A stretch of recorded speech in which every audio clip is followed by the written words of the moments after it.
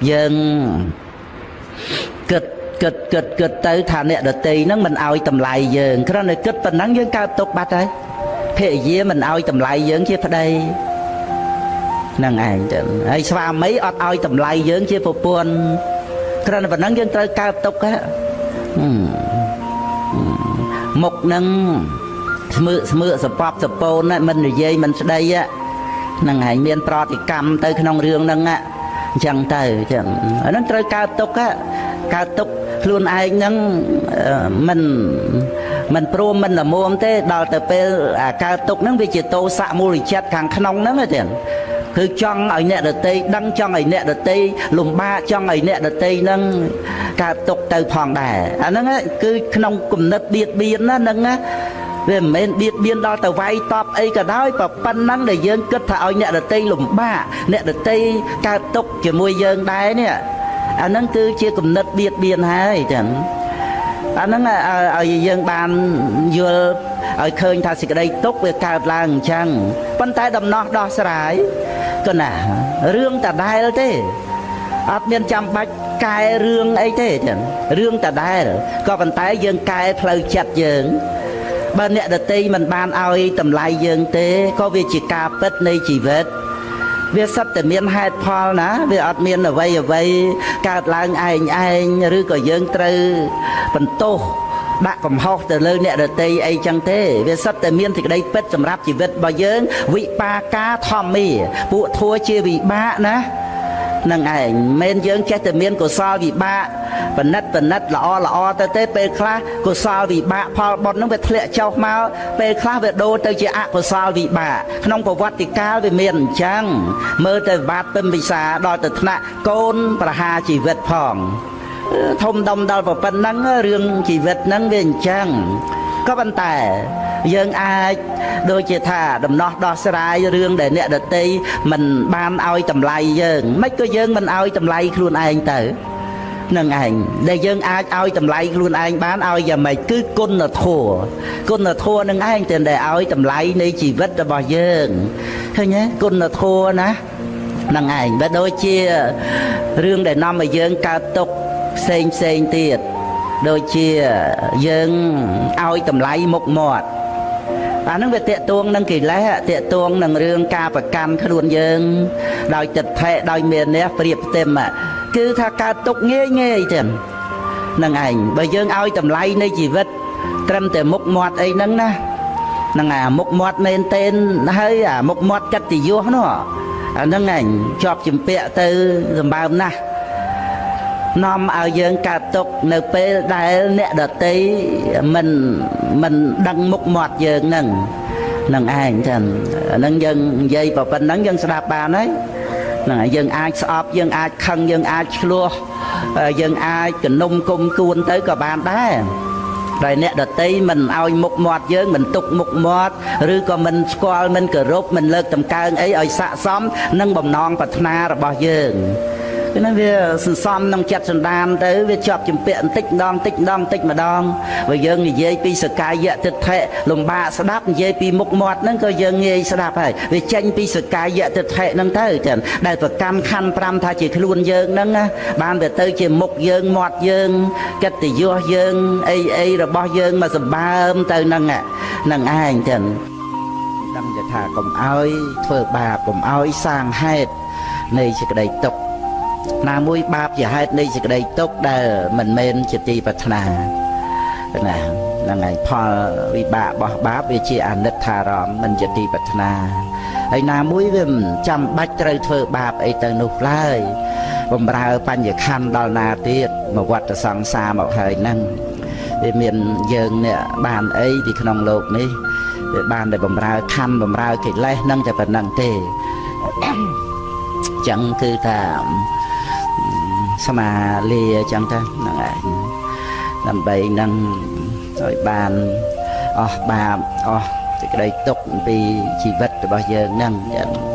cái đây sao năng thì bà sợ bà ca cả đau tụm nục mà rong phải bị khổ xong tới nơi đau cái đây ngọt ngặt nòng chặt đây để chặt năng mình cao tục hết cứ chia sóc ấy គ្មានយើងឯណាទៅទុកទៅលំបាករឿងអីទៀតទេអប់រំបញ្ញាឲ្យដឹងធัวជាបច្ចុប្បន្នមិនមែនជាទូខ្លួនយើងរឿយទៅណាទៅតាមសេចក្តីពិតដែលមិនមែនជាខ្លួនយើងដោយបរមត្ថស្រាប់ហើយហ្នឹងឲ្យបានឃើញដឹងបរមត្ថទៅខ្លួនយើងគ្រាន់តែបញ្ញត្តិសន្មត់គ្នាទៅប៉ុណ្ណឹងទៅនៅដោយសេចក្តីសុខស្ងប់ជីវិតហ្នឹងគឺជាសុខហើយចឹងជាបន្តិចម្ដងទៅយើងកុំថាធ្វើវាមិនតាន់បាន100% 50% មែនប៉ុន្តែ2-3ចឹងទៅសំអប់រំទៅដោយសេចក្តីជាយាមនឹងឯងហេតុការអីដែលនាំឲ្យចម្រើនចំណេះដឹងចម្រើនតេបញ្ញាចម្រើនការមិនប្រកាន់ចម្រើនសេចក្តីសុខស្ងប់ហ្នឹងយើងអប់រំកន្លែងហ្នឹងទៅយើងមុខទៅចាកលោកហ្នឹងទៅដដែលហ្នឹងនឹងឯងប្រកែប្រកម្មហួងហែងអីបានអត់ទេក្នុងលោកនេះនោះហ្នឹងឯងហើយមើលដូចជារឿងរ៉ាវព្រះមហាមោគលានអញ្ចឹងតេតងទៅនឹងរឿងមានភរិយាអីទៅវាច្បោកច្បល់ការងារនឹងហូតវែងវាន់ទៅយកពុកម្ដាយខ្លួនឯងទៅវាយសម្លាប់ហ្នឹងចឹងហ្នឹងរហូតមកជាតិដែលជាព្រះមហាមោគលានហើយហ្នឹងចឹងជាសាវករបស់ព្រះអង្គកំពូលខាងរិទ្ធហើយហ្នឹងនៅតែទទួលអកុសលវិបាកហ្នឹងត្រូវចោលវាយកំទេចឆ្អឹងណាដោយក្របអង្គអញ្ចឹងនៅនាកាលសិលារាមនាភ្នំឥសិគិលិហ្នឹងប៉ុន្តែយើងចូលទៅក្រុងរាជក្រឹសពីខាងត្បូងទៅហ្នឹងនៅពីខាងឆ្វេងដៃហ្នឹងភ្នំឥសិគិលិហ្នឹងពាត់ឡើងទៅជើងទៅជួបនឹងភ្នំបណ្ឌវៈនៅពីខាងលិចភ្នំបណ្ឌវៈហ្នឹងលទ្ធិវ័នហ្នឹងហើយឡើងទៅជួបវេភរៈសត្តបណ្ឌវហិតបោទេរាមអីចឹងទៅបានខ្លោងទ្វារខាងជើងក្រុងហ្នឹងបានឆ្វែលមកជួបវេពលៈកិច្ចកោតហោហែចុះមកហ្នឹង10ថ្ងៃមានថែមឈ្មោះភ្នំឧតីមួយទៀតចុះមកត្បូងផ្នែកខាងកើតក្រុងហ្នឹងបានឆ្វែលមកជួបឥសិគិលិហ្នឹងវិញនោះណាហើយនៅខាងកើតហ្នឹងនំ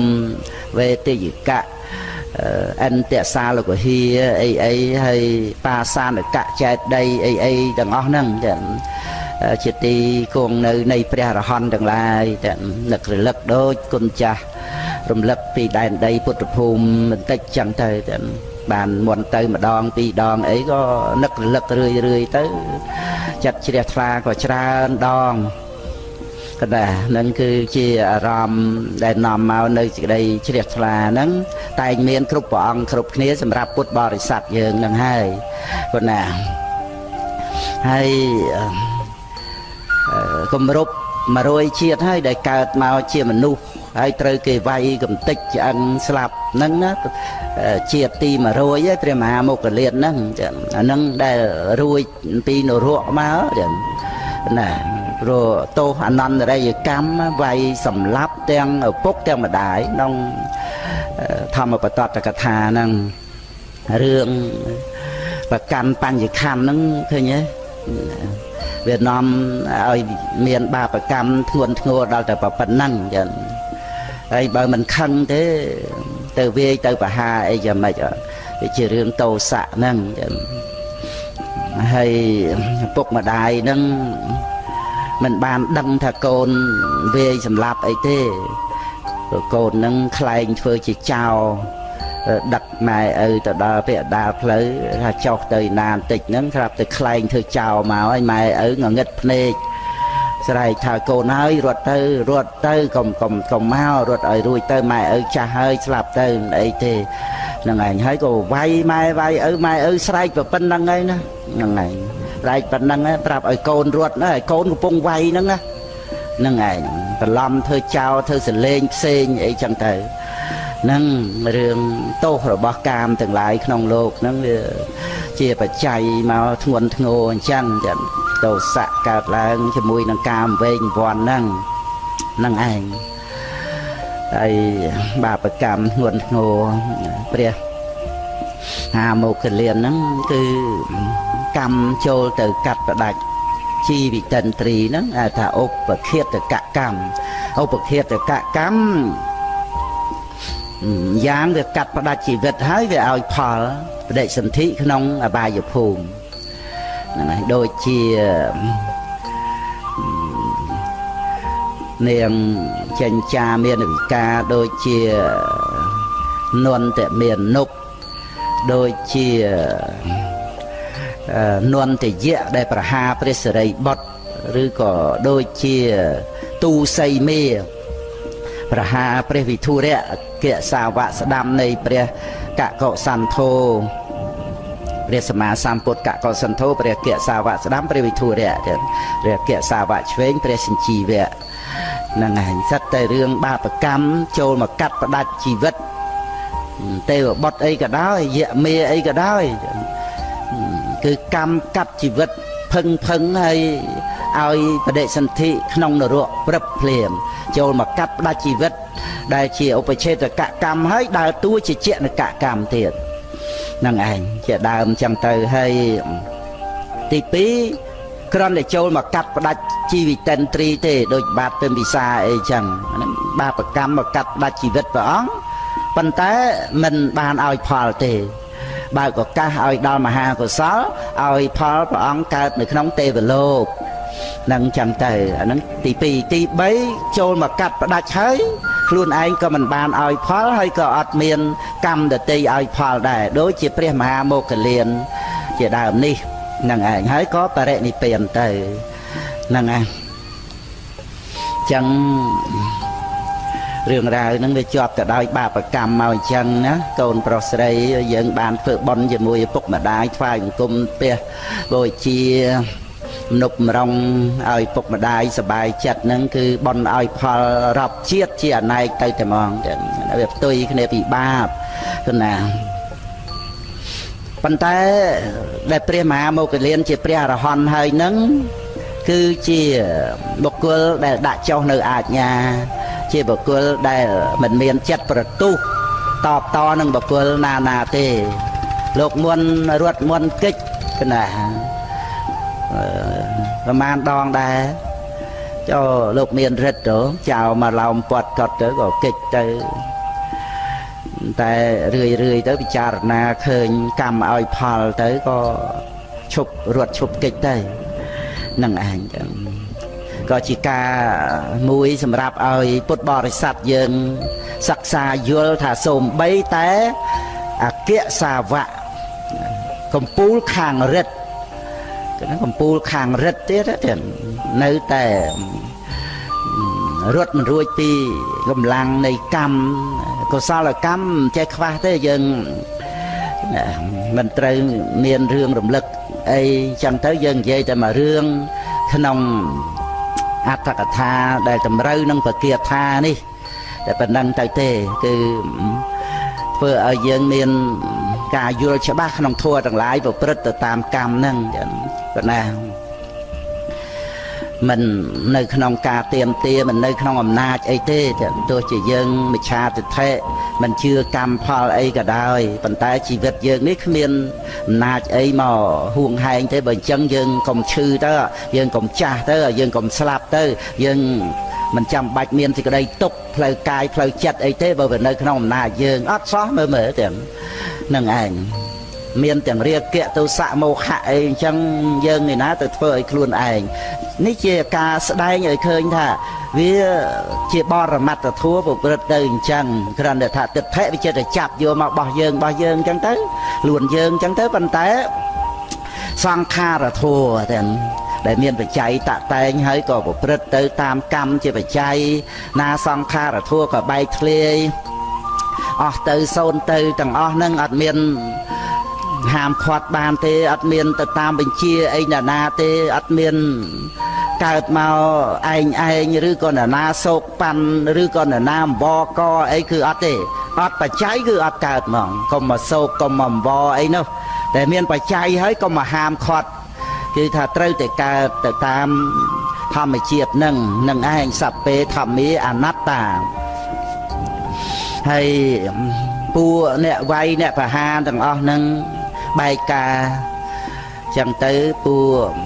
ចារបរោះរបស់ព្រះរាជានឹងចាប់បានប្រម៉ែប្រមូលគ្នារាប់រយនាក់ចឹងហើយសាកសួរទៅធ្វើដោយខ្លួនឯងឬក៏គេបង្កប់ថាពួកអ្នកបួសស្រាតបង្កប់ចឹងណាពួកអាចារ្យលកៈហ្នឹងដែលចំណែនរឿងលៀបសការៈហ្នឹងចឹងរឿងដល់តែមែនទេនទៅគឺដើម្បីរស់ហ្នឹងធ្លាប់សបោលៀបអីចឹងទៅក៏កើតទៅជាការចំណែនថាព្រះមហាមោគលាននឹងនិមន្តទៅឋាននរកក៏បានមុនទៅឋានទេវលោកក៏បានមកប្រាប់មនុស្សម្នាអីឲ្យគេជ្រះថ្លាឈប់រាប់អានពួកក្រុមខ្លួនអីនឹងអស់ចឹងទៅមករាប់អានពុទ្ធសាសនាអីចឹងទៅវាត្រូវគ្នានឹងបាបកម្មព្រះមហាមោគលានមានត្រូវឲ្យផលក្នុងជាតិចុងក្រោយហ្នឹងចឹងវាមានអ្នកជួលមកអញ្ចឹងហើយយើងមើលសភាពរបស់កិលេសគ្រាន់តែស្រ័យការបរិភោគលៀបសការៈធ្វើឯងជាអ្នកបួសហើយនៅក្នុងអំណាចនៃកិលេសសពបើគ្រាន់តែការបរិភោគហ្នឹងត្រូវធ្វើនៅអំពើកម្មធ្ងន់ធ្ងរហើយមានដឹងបាបអីទេអត់ដឹងថាសម្រាប់ព្រះអរហន្តត្រូវអនន្តរិយកម្មអីអត់ទេដូចបងប្អូនកូនចៅអត់ដឹងនរកប្រែតអីចឹងអត់ដឹងអត់ជឿក្នុងលោកនឹងគ្មាននរកអញ្ចឹងបងទៅណាហ្នឹងឯងហើយអ្នកកាន់ពុទ្ធសាសនាអីហ្នឹងនិយាយពីនរកប្រែតអីហ្នឹងជឿសុបមែនទេនអីហ្នឹងល្ងងទៅតែហ្មងហ្នឹងឯងគាត់គិតថាល្ងងជឿនរកប្រែតជឿឋានសួគ៌អីហ្នឹងចេះតែជឿហ្នឹងគឺល្ងងអញ្ចឹងទៅអាហ្នឹងគឺវាមានអញ្ចឹងបងប្អូនកូនចៅទាំងអស់ហ្នឹងដែលមិនបានយល់ដឹងអំពីអំណាចនៃកម្មជាបច្ច័យហ្នឹងអញ្ចឹងវាដូចជាអ្នកទាំងអស់ហ្នឹងដែលអត់ដឹងថាសម្រាប់ព្រះអរហន្តត្រូវអនន្តរិយកម្មវាអត់ដឹងពីព្រោះការដែលអាចដឹងអនន្តរិយកម្មអីនេះបានតើយើងទទួលអំពីព្រះសម្មាសម្ពុទ្ធមកទាំងទៅណាគឺព្រះពុទ្ធអង្គទ្រង់ជ្រាបសភាពនៃកម្មគាត់ណាគឺថាវាមានគរុកកម្មអញ្ចឹងទៅដែលត្រូវឲ្យផលតាមលំដាប់ណា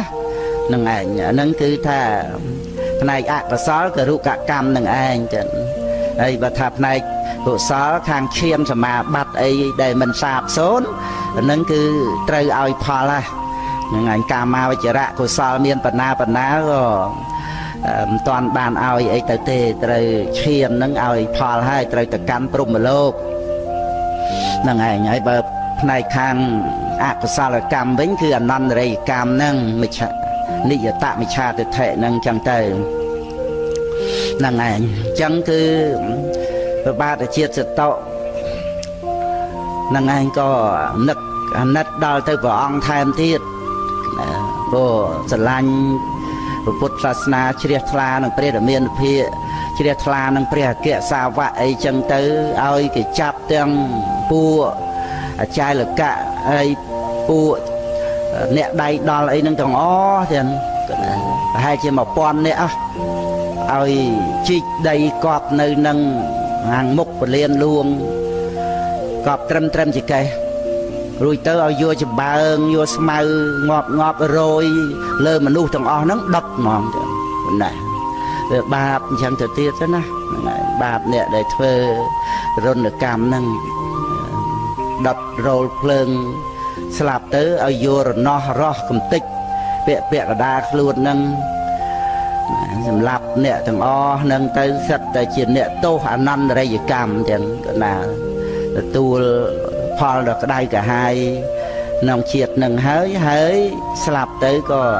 តបតិដៅកាហាយទៅក្នុងអវិជ័យនរកទៅទៀតបានព្រះរាមានុភាព្រះអង្គទ្រង់ត្រាស់សម្ដែងដល់ភិក្ខុទាំងឡាយដែលមានអង្គពោលថាព្រះមហាមោគលាននឹងមិនគួរបរិនិព្វានចឹងសោះឲ្យចៅវាយកំតិចឆ្អឹងព្រះមហាមោគលានកំតិចឆ្អឹងពេលហ្នឹងមិនតាន់បរិនិព្វានទេណាទៀតណាចូលឈានប្រមូលអធិធិធហ្នឹងហើយមកថ្វាយបង្គំព្រះអង្គនៅវត្តវេលវ័នណា លាព្រះអង្គបរិនិព្វានព្រះអង្គត្រាស់សួរថាបរិនិព្វាននៅទីណានៅកាលសិលានឹងឯងត្រឡប់មកនិព្វានទៅព្រះអង្គក៏ទ្រង់មកប្រទានភ្លើងបូជាសពព្រះមហាមោគលានហ្នឹងហើយបានអដ្ឋិធាតុព្រះមហាមោគលានហ្នឹងបញ្ចុះនៅម្ខាងផ្លូវក្លោងទ្វារវត្តវេលវ័នហ្នឹង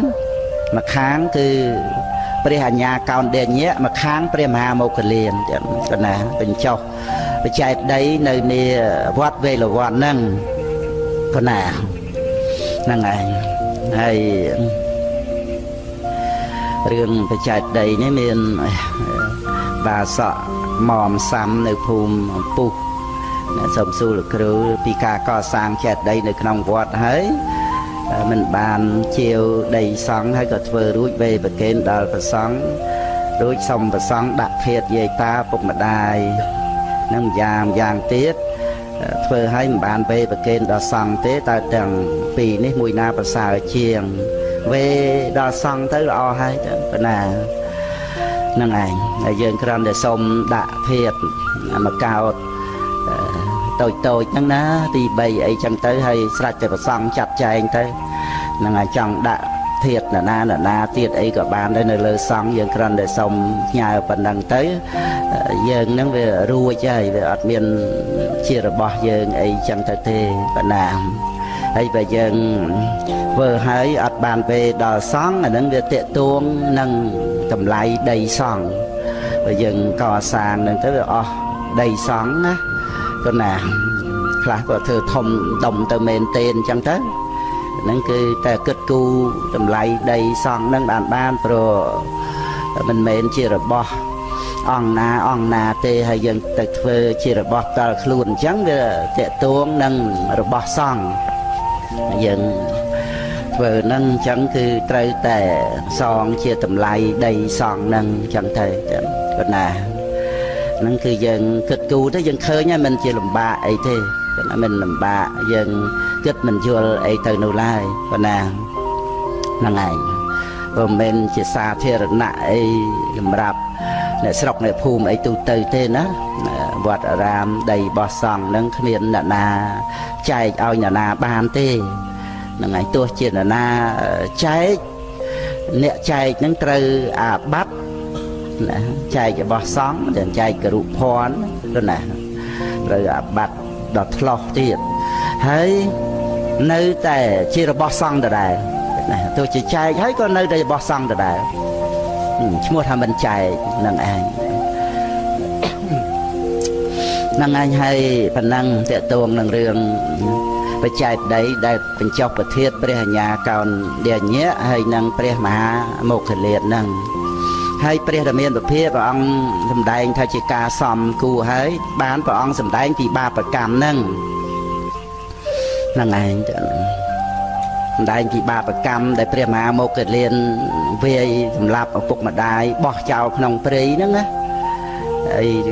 ការដែលពួកចោលមកគប់កវែងដំឆ្អឹងព្រះមហាមោគលានហើយចាប់សាកសពបោះទៅក្នុងទីកពោតព្រៃនៅក្បែរនឹងដូចគ្នាដែរទៅដូចដែលកាលធ្វើជាមួយម៉ែឪអញ្ចឹងកម្មហ្នឹងវាមករៀបចំសពគ្រប់ដូចនឹងឯងចឹងហើយមើលមានខ្លាចរិទ្ធិអំណាចអគ្គសាវកអីទេចឹងនៅក្បែរព្រះរាមាភិនឹងទៀតផងហើយព្រះអង្គក៏ទ្រង់សម្ដែងអំពីពួកអ្នកដៃដល់ទាំងអស់ហ្នឹងពួកអ្នកស៊ីឈ្នួលហ្នឹងចឹងព្រោះពួកចែលហ្នឹងបានសុំលុយសុំកាក់អំពីអ្នកឧបថាអីហ្នឹងបានជួលពួកចៅហ្នឹងហើយពួកចៅហ្នឹងវាបែកការដោយសារស៊ីផឹកសវឹងអីឆ្លោះតោះតេងគ្នាទៅវាបែកការទៅអញ្ចឹងវាបាបកម្មធ្ងន់ដល់អនន្តរិយកម្មហ្នឹងព្រោះប្រហារព្រះអរហន្តហ្នឹងហើយព្រះអង្គទ្រង់ប្រកាសសម្ដែងពីការដែលប្រហារចំពោះព្រះអរហន្តហ្នឹងរលះគាថាព្រះអង្គទ្រង់ត្រាស់ថាយោតន្តដេនអ្នកអបតតេសុណាយោតន្តដេនអ្នក អតុទ្ធេសោអបតុទ្ធេសោទុសតិហ្នឹងឯងយោតាន់ដេនៈអតុទ្ធយោតាន់ដេនៈអតុទ្ធេសោអបតុទ្ធេសោទុសតិហ្នឹងឯងអតាន់ដេសោណាយោតាន់ដេនៈអតាន់ដេសោ8ម៉ាត់យោតាន់ដេនៈអតាន់ដេសោអបតុទ្ធេសោទុសតិគឺបុគ្គលណាដែលប្រទុះចំពោះបុគ្គលដែលមិនប្រទុះណាអបតុទ្ធេសោទុសតិហ្នឹងគឺប្រទុះចំពោះបុគ្គលដែលមិនប្រទុះហើយយោតាន់ដេនៈអតាន់ដេសោហ្នឹងគឺប្រទុះដោយដំបងដោយតាន់ដេនៈហ្នឹងដោយដំបងដោយអាជ្ញាដំបងហ្នឹងចំពោះបុគ្គលដែលមិនមានដំបងមិនមានអាជ្ញាអតាន់ដេសោហ្នឹងគឺអត់មានកាន់ដំបងកាន់អាជ្ញាអីតបតអីទៅទេដូចជាព្រះមហាមោគលានអញ្ចឹងអត់មានវាយតបតអីមកទេអត់មានដំបងអត់មានអីនៅដៃអីដោយចិត្តតបតអីដោយបហបតិមិនសុខបតិអីទៅគឺអត់ទេហ្នឹងគឺព្រះអង្គសម្ដែងកលាស់គាថាហ្នឹងគឺបញ្ជាក់ក្នុងរឿងហ្នឹងយោតាន់ដេនៈអតាន់ដេសោអបតុទ្ធេសោទុសតិហើយបានព្រះអង្គប្រកាសអំពីទោស10យ៉ាងទៅដែលមានទោសចំពោះអ្នកដែលប្រទុះចំពោះបុគ្គលដែលមិនប្រទុះហ្នឹងណាមានទោស10យ៉ាងទៀតណាទេសណៈមញ្ញតរੰថានាំងហើយទោស10យ៉ាងហ្នឹងឲ្យផលយ៉ាងតន់ហន់ក្នុងបច្ចុប្បន្នទៀតខិតបមេវៈនិកចតិហ្នឹងឯងខិតបមេវៈនិកចតិហ្នឹងគឺថាឲ្យផលយ៉ាងតន់ហន់ខិតបមេវៈហ្នឹងគឺថារស់រាន់តន់ហន់ក្នុងបច្ចុប្បន្នហ្នឹងទេសណៈមញ្ញតរੰថានាំងស្ថិតនៅក្នុងឋានៈ10យ៉ាងណាដែលឲ្យផលចំពោះបុគ្គលដែលប្រទុះចំពោះព្រះអរហន្តហ្នឹងឯងដូចជាពួកអាចារ្យលកៈពួកចៅអីទាំងអស់1000នាក់ហ្នឹងទទួលផលដែលត្រូវចាប់មកកប់ត្រឹមចកេះដុតទាំងរស់ហើយរស់ដោយរណោះដែកទៀតហ្នឹងឯងជាដើមហ្នឹងគឺក្នុង10ហ្នឹងណាមួយគឺទេសណៈមញ្ញតរੰហ្នឹងឯងអាហ្នឹងទេសនាំងអញ្ញតរੰហ្នឹងគឺថាណាមួយក្នុង10ហ្នឹងឬក៏2 3អីចឹងទៅតាមហ្នឹងក្នុង10យ៉ាងហ្នឹងទី1គឺវេទនាងភរសੰដល់នៅវេទនាគឺទុក្ខវេទនាដ៏ក្រៃលែងគឺណាទី2គឺជានឹងណាជានឹងហ្នឹងគឺការវិនិច្ឆ័យត្រប់ទាំងគឺណាហើយទី3សរីរសៈវៈភេទនាងគឺបែកធ្លាយភេទនាងហ្នឹងបែកធ្លាយសរីរៈណាត្រូវបែកធ្លាយសរីរៈហ្នឹងត្រង់បែកដៃបែកជើងបែកខ្លួនអវយវៈអីចឹងទៅភេទនាងហ្នឹងចឹងទួលទុកទោសក្នុងបច្ចុប្បន្នហ្នឹងហើយទី4ហ្នឹងគឺអាពាធមានជំងឺធ្ងន់ធ្ងរទៅតែម្ដងចឹងករុកាំងវាបេអាពាធធាំងគឺធ្ងន់អាពាធកាំងហ្នឹងចឹងអាពាធកាំងវាបេករុកាំងវាបេអាពាធធាំងហ្នឹងមានអាពាធដ៏ធ្ងន់អាពាធគឺជំងឺឈឺអីមុខអីរោគអីធ្ងន់ចឹងទៅអាហ្នឹងដែលជាផលនៃការប្រទុះចំពោះបុគ្គលដែលមិនប្រទុះហ្នឹងហើយ5ហ្នឹងចតខេបាំងវៈបាបនេបានដល់នៅចតខេបៈហ្នឹងគឺឈួតហ្មងចឹងណាវិកលចរិតឈួតទៅតែហ្មងឡប់ទៅតែហ្មងហ្នឹងហើយកលក់ចិត្តទៅតែហ្មងចតខេបាំងវៈបាបនេហ្នឹងចឹងបាបនេហ្នឹងគឺថាបានដល់នៅភាពក្រឡក់ចិត្តឈួតទៅហ្នឹងហើយ5មុខហ្នឹងណាហើយបានទី6ហ្នឹងគឺ រាជតោវាឧបសគ្គទាំងមានឧបសគ្គដោយពរាជាឧបសគ្គហ្នឹងគឺរាជាដកហូតតំណែងក្តីឬក៏រឹបអូសទ្រព្យសម្បត្តិក្តីទម្លាក់បនស័កក្តីអីចឹងទៅណាអាហ្នឹងគឺរាជតោវាឧបសគ្គទាំងទី6នោះហើយដល់ទៅទី7គឺ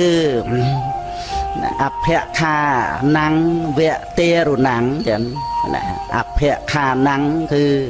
ទទួលការចោតប្រកាន់មូលបង្កាច់ទៅតែហ្មងចឹងទេរុណੰទៅរុនក្រៃលែងណាដែលខ្លួនឯងអត់បានធ្វើអីអត់បានដឹងអីផងស្រាប់តែត្រូវគេចោតគេប្រកាន់គេមូលបង្កាច់ទៅចឹងតែហ្មងទៅណា